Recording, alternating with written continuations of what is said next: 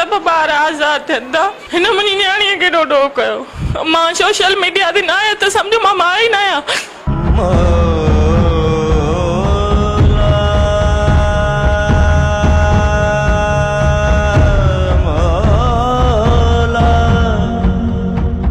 जेका 2 साल रोई पई उहा मां न आहे। इहा बि हिकिड़ी सभिनी न्याणी आहे, मुंहिंजी न्याणी न आहे।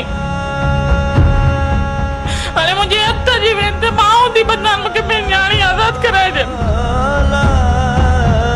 सिमरत जॾहिं मोटी सघे थो त पोइ असांजी पिरिया बि सिंध पुलिस असांखे मोटराए ॾेई सघे थी।